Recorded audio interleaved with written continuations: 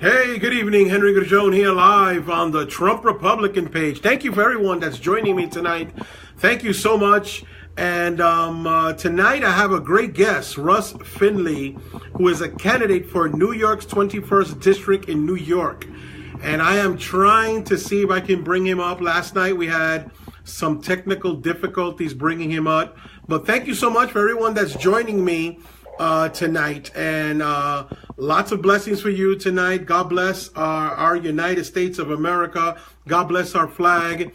God bless our veteran. I saw a veteran that's online right now. Thank you for your service. And to all veterans, I have a lot of friends that are veterans. Sorry. And there's a possibility that one of my children may become may join the military. So at this point, I would be so proud. I'll be praying for my child that may enter the military. But thank you so much. I have friends that are veterans that are the ones who may be suffering tonight, guys, that are following the news. We're seeing what's happening on the possibility of a government shutdown. And a lot of veterans that I spoke to are the ones who may be the ones affected. So we do pray that right now it's in the Senate's hands right now. The House passed it already last night, but there's a lot of problems with the Senate. They are in a complete all-out battle right now, and it looks like the possibility of a shutdown. The last time this happened was back in 2013, and we saw how many what happened there. The president has been trying since last week. And right now, they're calling it the Schumer shutdown because it looks like the Senate Democrats want to attach DACA to the funding, and they do not want to continue with a CR, which is a continuing resolution. So that's what we're facing right now. And I'm trying to see if bringing Russ Finley last night, we did have some problems. So if you can bear with me, everyone, thank you for joining me in this Friday evening. It's 7:11. We are about 5 hours from midnight and where the government may shut down. So at this point, let's hope for the best. And this is where we find ourselves with people that are going to suffer, especially our military. But in the meantime, if you can bear with me, don't go anywhere. I'm trying to see if bringing my guest, Russ Finley, who is a candidate for Congressional District New York 21 in upstate New York. And let me see if I can try to bring him up. So if you can bear with me. The group that was playing a little while ago is Madison Rising, a conservative group, which has been playing with different conservative venues all last year. When I found out about this group, they're called Madison Rising, and they are very proud of having their songs being played by conservatives. You can help them out by going to iTunes, or if you have iTunes, or any way of that you do download music, you can find out, okay? So let's see. So if you just bear with me 1 second as I try to bring my guest for tonight. And in the meantime, you can enjoy another song from Madison Rising.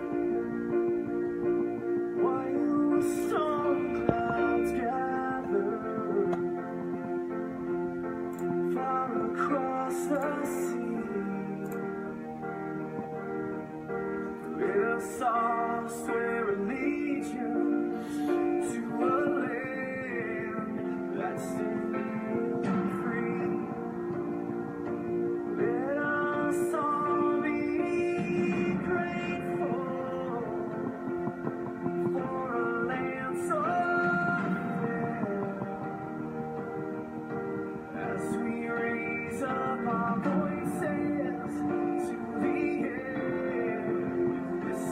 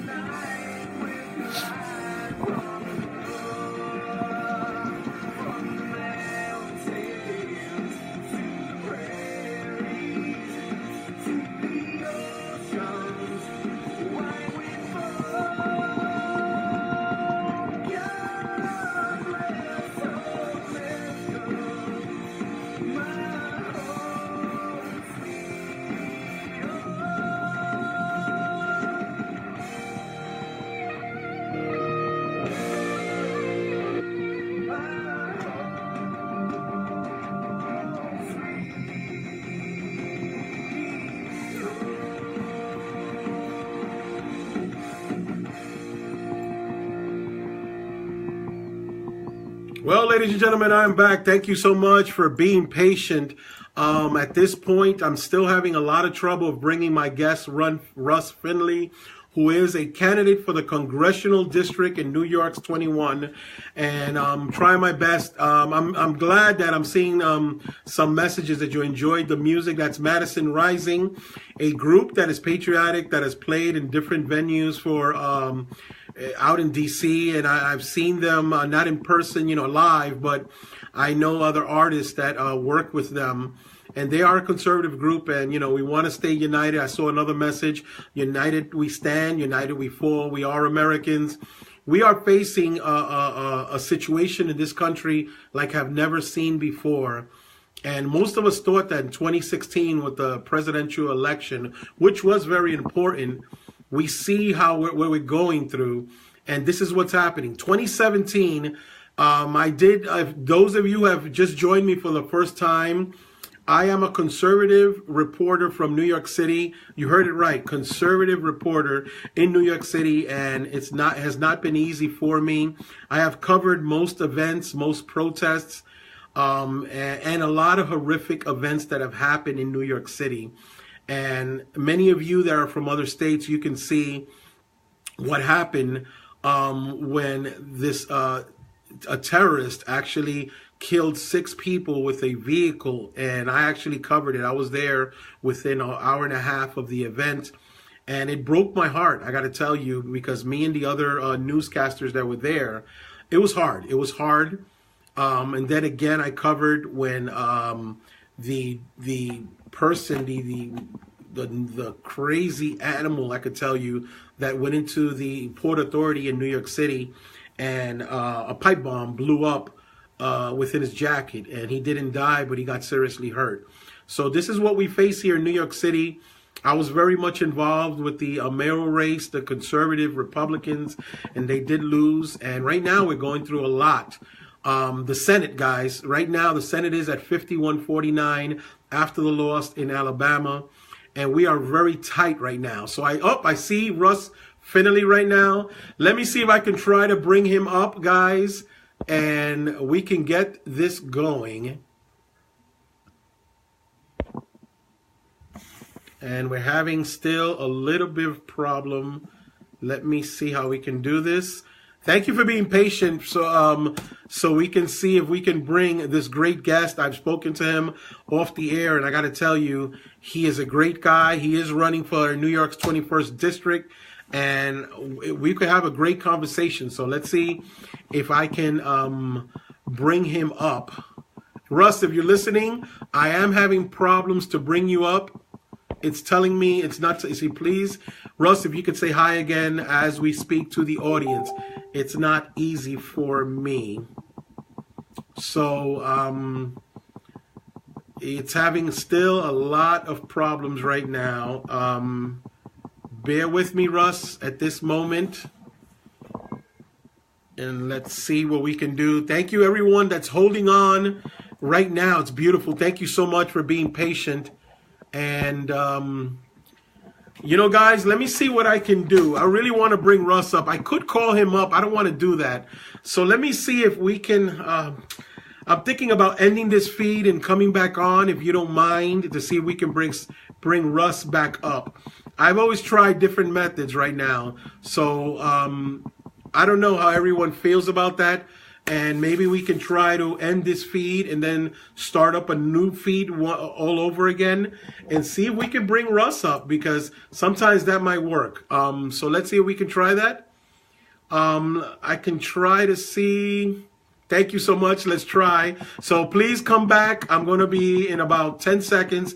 I'm going to end this feed and I'm going to open up a new feed, see if we can bring Russ up, because I don't want to call him. I want to bring him up, and we could try that, okay? Let's see. I see Russ one more time. Wait a minute. I think I could bring Russ up. Maybe we don't have up. And see, it looks like it's connecting. Yes. Russ, how you doing? Hey, there we are. The Russians tried to wreck our election, and now the Chinese are trying to wreck ours. Mine. So how you doing, Russ? Hey, listen, say hello to everybody that's listening right now. Not too bad. How are you? And tell us your name. How are you I already told doing? them. Sorry, I got to turn the volume up a little here. Okay. Yeah, I'm here. Had to Okay. turn the volume up a little bit. No problem. So say hello to There we everybody. go. You got a little bit of people coming on, and they're Hey, coming on everybody. slowly. How's all the great Trump supporters out there? Glad to see you. It's an honor to be Awesome. on board with you tonight. Awesome. We had a lot of problems with. I almost had to call you, but thank God we didn't have to do that. Nope. No, we didn't. Awesome. Awesome. So, So thank you so much, Russ. I was telling everybody you're from upstate New York's District 21. How close are you from Canada? I'm looking at it out my front window right now. Oh, you kidding me? You serious? Yeah, 3 more miles and I'd be speaking French. Wow. Merci beaucoup, c'est bon. Let me ask you, Oh, mais as oui, interesting as I would be saying le Parti du Démocrate, plein de beaucoup de merde. Hey, I only know the first words that I told you. Don't get me there. So listen, how's the snow for you guys? I imagine you guys are used to a couple of feet of snow. Pretty much. We had an 85-degree temperature swing in 24 hours. We went from 52 Wow. above to 26 below in 24 hours. How do you do it? So How do you do it? I'll tell you what, I really miss my hair. You never know how Okay. cold it is until you're bald. Oh man, oh man. Before we continue, I want to let everybody know, if you can let me know where you guys are from, the city and state, because I know a lot of people, they say hello. Russ, tell us, besides you running as a candidate for the 21st district, you are a 7-time member of the U.S. bobsled team. Let's start with that. I want everybody to know, they must Yes, find that. I sir. find that very interesting. Well, I wish I could tell everybody a great, wonderful story about a kid who saw the sport and decided to, train hard and work hard and live the Olympic dream and all that other stuff. But the fact of the matter is, I went to college to play soccer, and I was standing in a bar one night, and a guy Uh-huh. walked in and said to the bartender who was on the U.S. bobsled team, um, he said, "What do you mean he hurt his ankle? Where are we going to find somebody 175 pounds crazier than a loon, stronger than an ox, and can run like a deer at 11 o'clock on a Friday night in Lake Placid?" Music shuts off. Everybody in the bar points at me, and I'm going, all right. So 3 hours later, I was in a warehouse practicing how to get in and out of a bobsled after enjoying quite a bit of Southern comfort. And the next morning, I was on the hill racing in the U.S. National Four-Man Championships. Wow. So you were a 7-time member. So you retired afterwards, or you just didn't continue? What happened there? The time came where there was younger athletes coming up. I was really, really beat up. I had over 6,000 career runs. My knees were destroyed, my elbows, shoulders. So it was getting to the point where I was whooped. So I figured it was time to grow up and join the working world and start benefiting society by paying taxes. Okay. And you have an interesting background. You are am I pronouncing this? Lisbon beef farmer. Is that also, am I pronouncing it right? Right. My farm is in Lisbon, New York, Okay. and I have a beef farm. I have about 60 head.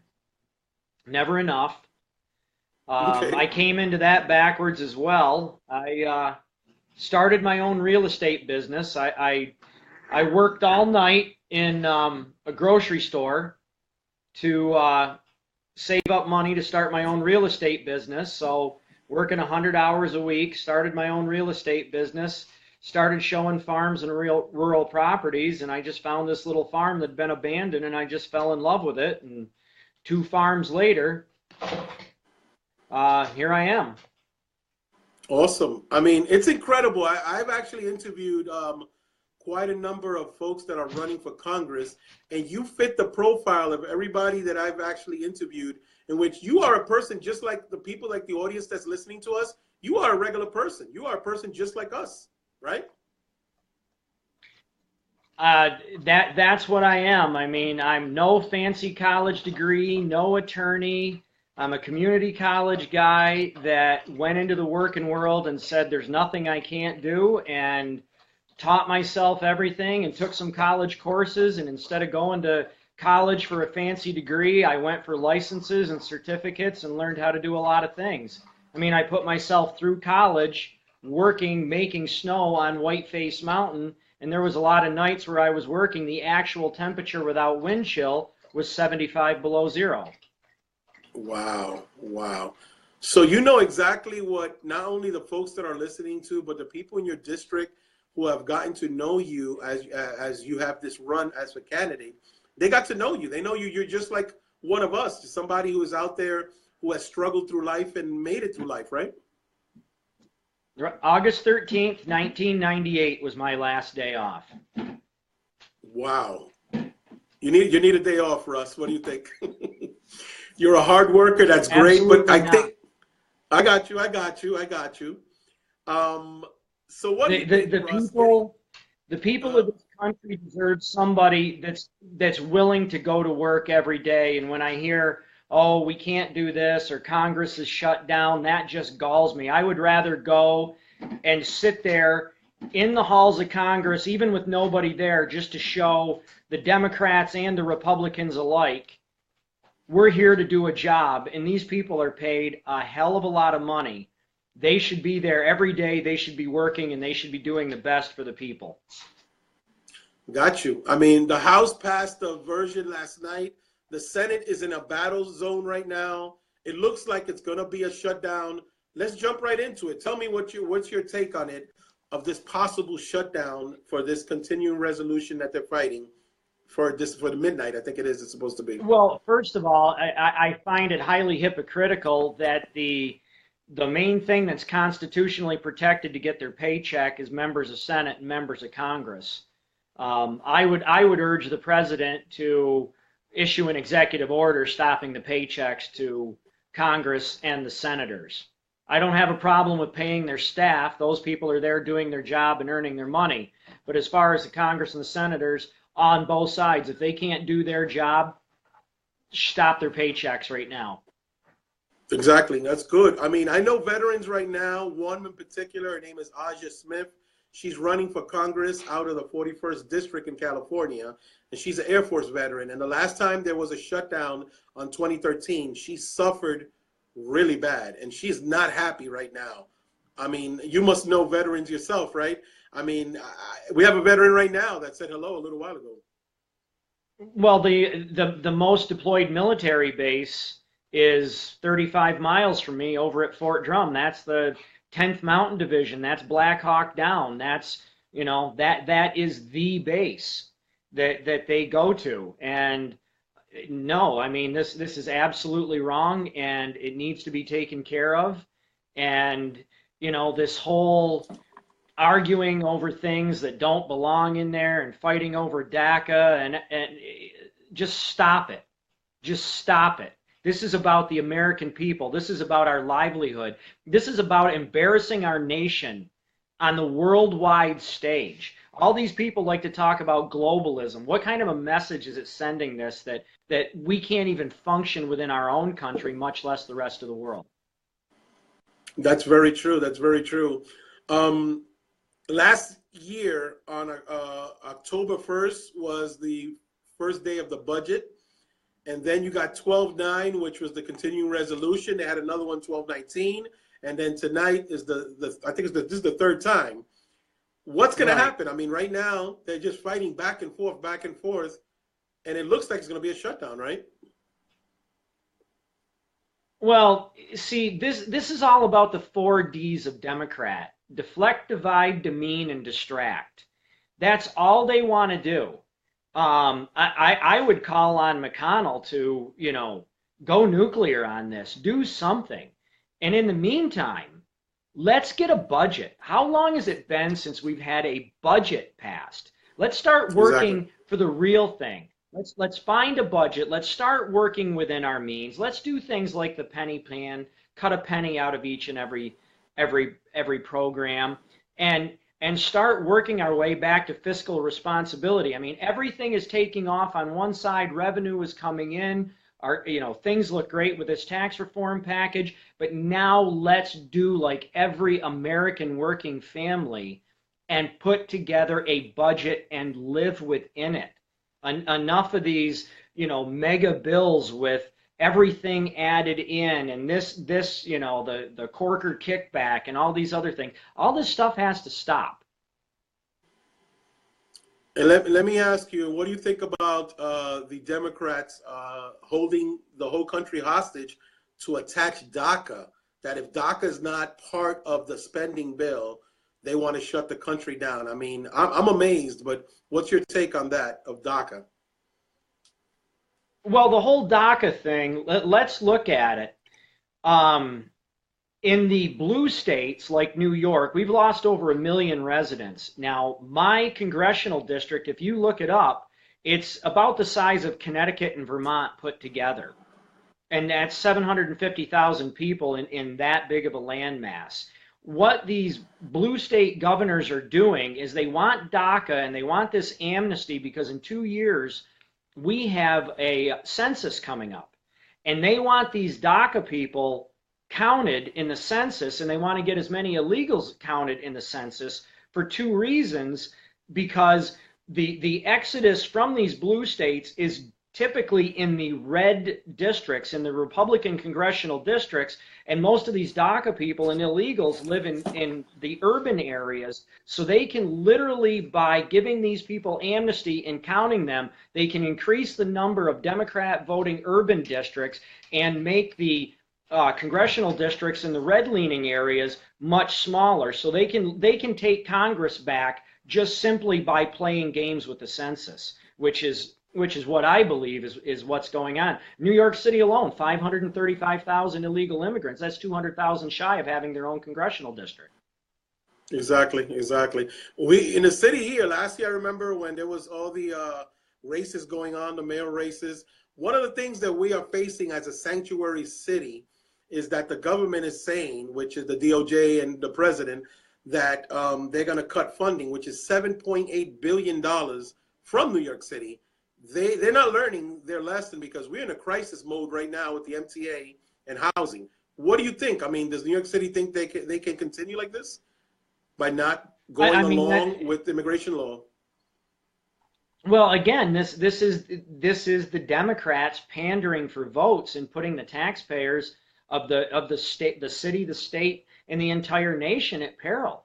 I mean, why does New York City need $7.8 billion in federal funding? It's horrendous.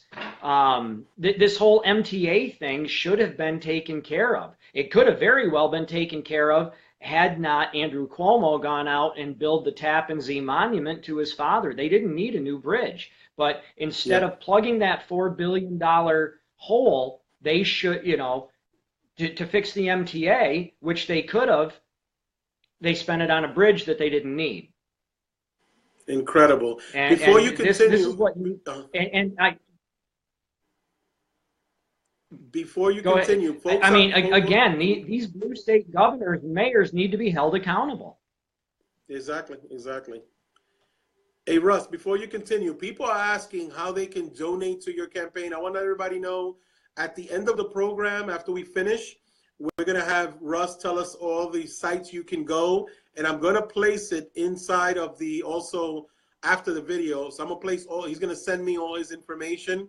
So you'll have an opportunity to look him up. And if you want to donate, because all the candidates really do need your donations. And if you want to look up the issues that he is very strongly for, you can find that. Okay, folks? I just want to let people know I'm reading this, Russ, and letting everybody know at the end of the program, we'll let you continue, Russ. But go ahead, continue, Russ. I just wanted to let the people know. Excellent. Thank you very much. I mean, again, it all seems like how much money can government spend? There's no more fiscal responsibility anymore. We have these. Nobody prepares a budget. The American family lives in a budget. When the American family can't afford to go out to dinner, they don't go out to dinner. They eat at home. But the government continues to say, how much more do we need to do this? It's not a matter of living within their means, and that's what I want to go down there. That's one of the reasons I want to go down there and preach fiscal responsibility. I mean, on a farm, you learn a dollar that you don't spend is a dollar that you saved for something else. And this is what the government has to start looking at. Where can we not spend money? Where is the frivolous spending?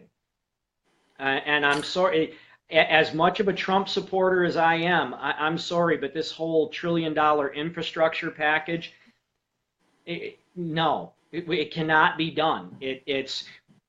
We did it under Obama. And by the time the consultants, the fees, the environmental impact studies, all these people get their fingers into it, everything is going to be done wrong. For instance, they put a new entrance onto Route 81 right up by Fort Drum. Now, it's a 3-mile long road, 4-lane highway, and it was sold to us as roughly a $40 million package. By the time they were done, that 3-mile road, instead of being done in 6 months, took 2 years and cost something like $400 million to build 3 miles of a 4-lane highway. And this is why we have to stop these government spending projects. And this is where I really want to hammer the Democrats, because the Democrats keep saying we need to invest, we need to invest. Government does not invest, government spends. And that is the key thing that we as conservatives, we as Republicans have to go out and remind these people. They are not investing money. The citizen invests money. They invest in a house. They invest in a 401k. They invest in even a gun that could go up in value. The government spends money, and there is no return on it. All these infrastructure projects, they are short term. We need long-term growth in this country, at which time we will refill our coffers, and from the refilling of those coffers, from the gas taxes that are already in place, that's where the revenue comes to do projects in a way that's fiscally responsible and will be done on a pay-as-you-go basis. We see that Apple is going to be investing billions of dollars. We know the president, in regards to the tax cuts, it's already kicking in. It's not even been a month since he signed it. So do you think, in your opinion, maybe with that infrastructure bill, if the country looks better in the future, you think maybe they can visit the infrastructure situation and see if there's enough money coming in? Or do you think conservatively they should remain with the infrastructure like you were saying? I say put the infrastructure on the back burner. Let's get a good fiscally sound budget that is going to work. Let's realize our true revenue streams. Let's work on how much money we actually have. Let's take nothing in this country is falling apart. I've been to Europe. In my racing days, I've been to Europe. So I've seen their roads and I've seen their systems. We are so much better than the rest of the world. And what we need to do is step back, see what is going to go on with the economy for about 2 years, and then look at, here is what the revenue stream is, minus 10%, and then you work your budgets off of that. And I believe that 10% is not only a good negotiating tool for future budgeting, but it's also that 10% reserve will go for catastrophes like the hurricanes in Florida and Texas. That's where that 10% buffer in there for infrastructure can be put in to fill the gap for flood insurance and everything like that to help people. Okay. So in regards to what's happening for tonight, in regards to DACA, I'm sorry I have to bring it up again because it's the hottest thing right now. And what they're trying to do is trying to attach that to this spending bill. Do you have an idea with DACA that what can be done? So many people have ideas on what's the best route to go. You want to tell us maybe what in your plans, once if you are successful and you are voted in, what would you do with DACA?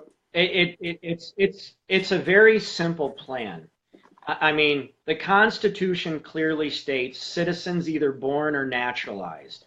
So let's start working off of that. This DACA thing, they came in, they're illegal.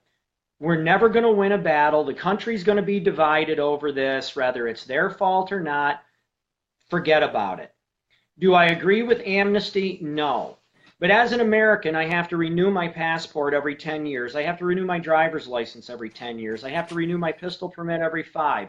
All my professional licenses, personal licenses. We as Americans have to re-register our licenses many, many times. So these people need to come out.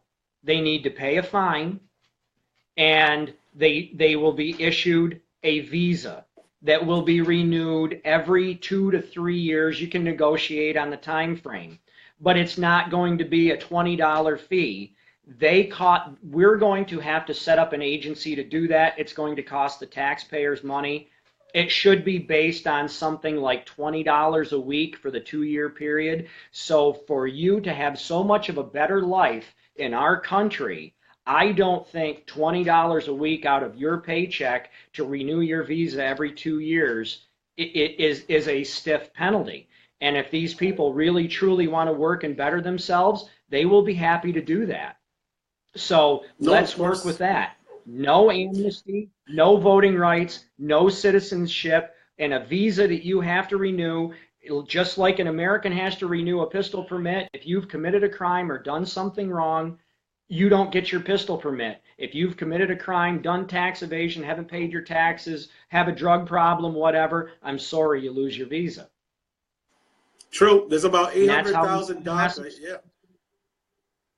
And right now, I think there's 120,000 or so that have committed criminal acts.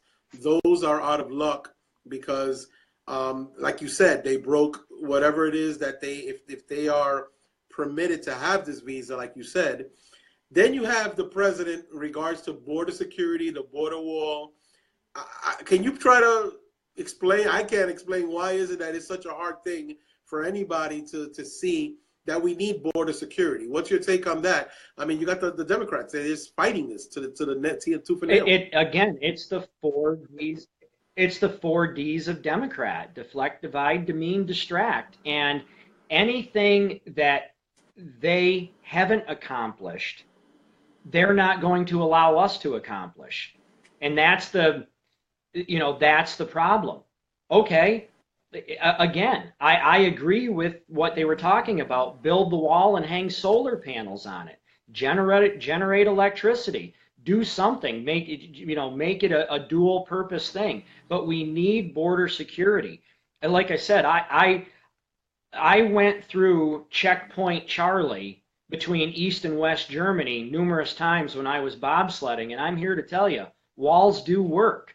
And this is the only nation where we literally say, okay, if you can make it across the border, you're safe. In other countries, you're criminally charged, you're physically beaten, you're dragged through, and we have to send a clear message. If you want to come here and you are going to benefit us as a nation, we have no problem with you coming here. But you're going to come through the front door. And we just have, and somebody has to be there. Now, I've worked with the president. I've met the president. Am I a close personal friend? No.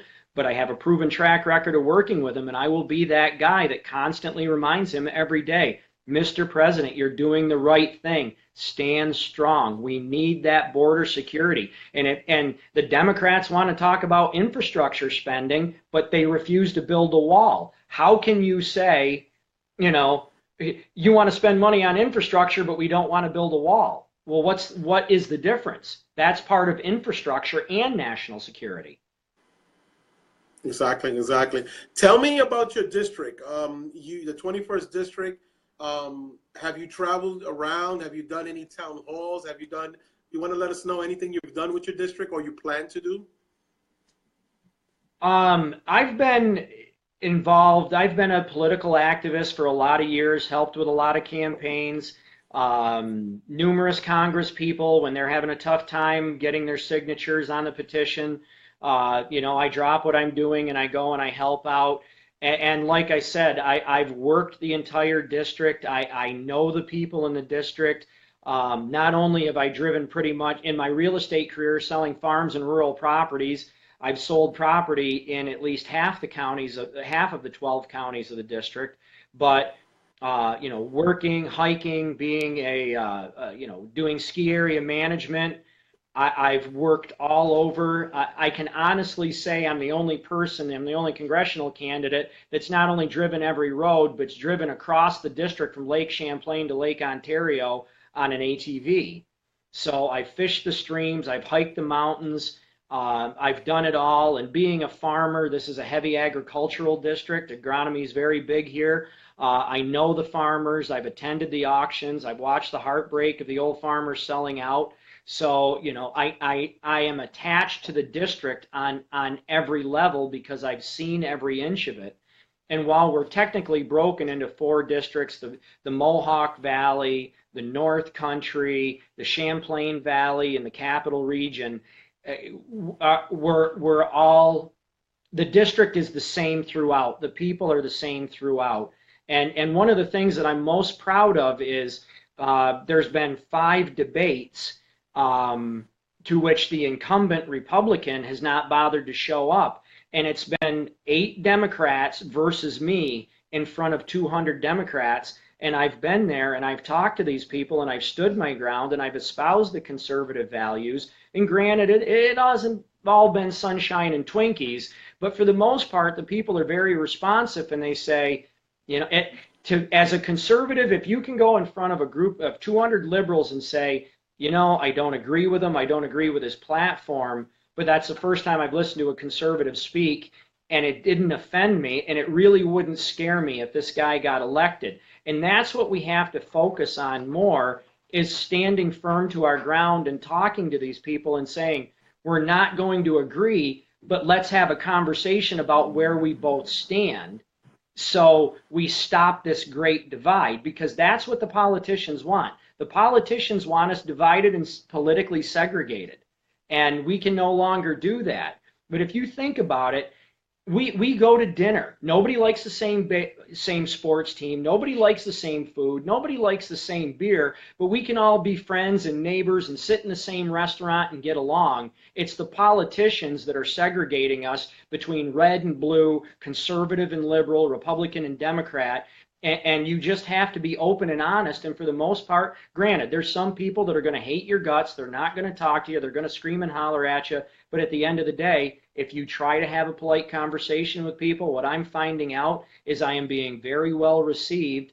And again, it's about representing everybody. And the Democrats and liberals say, I don't agree with his politics, but I truly believe that he wants to represent us. That's great, because a lot of voters now are seeing what's happening, and this is great that you're being introduced not only on the Trump Republican page, but hopefully folks in your district can see what you're about. Are you planning on trying to see if this no-show incumbent, to see if he's able to give you a challenge, at least for the primary or so before the primaries, to see if he was able to debate you? You think he'll would be interested, or you think he thinks he's so high and mighty he doesn't want to show up to these events? Well, it's a she, and she hasn't even. That's okay. She hasn't even announced yet. I mean, if you talk about a slap in the face to the constituents, when you don't show up for events, you haven't had any town halls, you haven't shown up to the debates, and you haven't even given the constituents the respect of announcing re-election yet.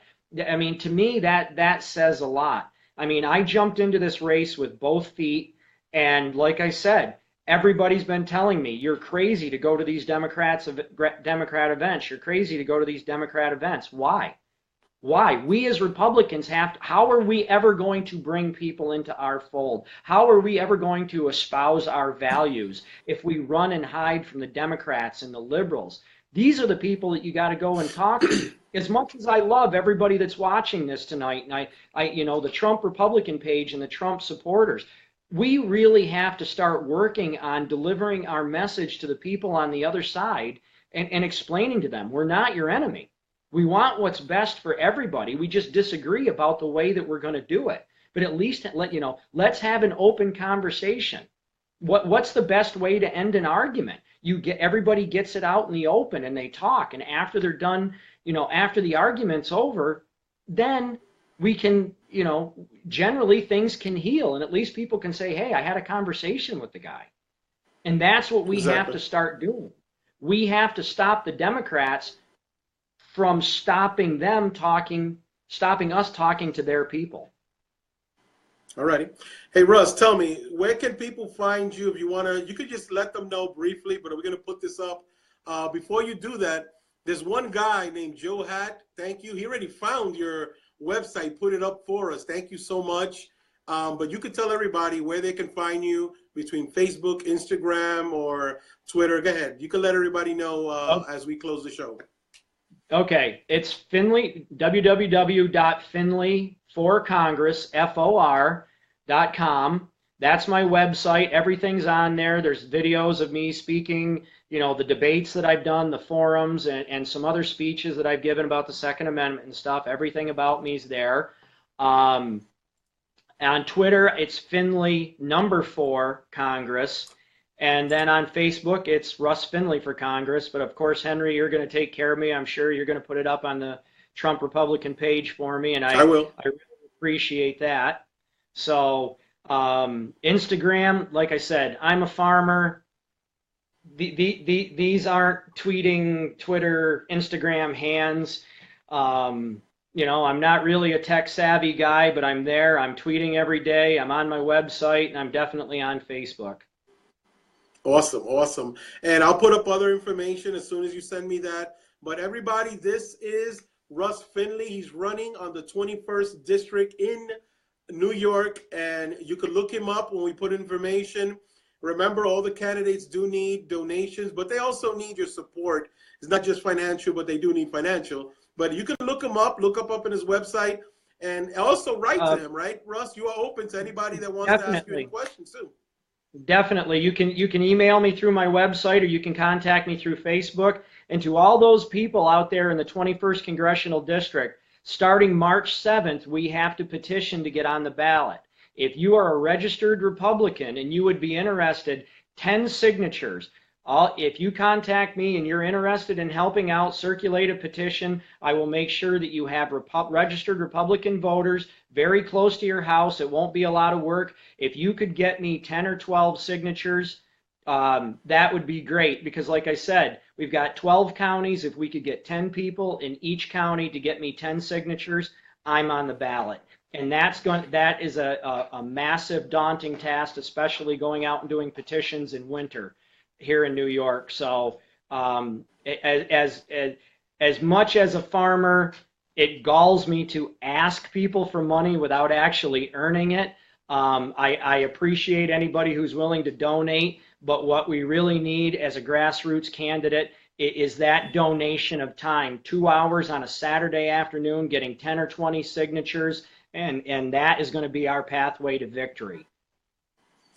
Thank you so much, Russ Finley. It's been an honor, especially in a night like tonight that we're facing 4 hours away from a government shutdown. We pray to God that it does not happen. We get a miracle going.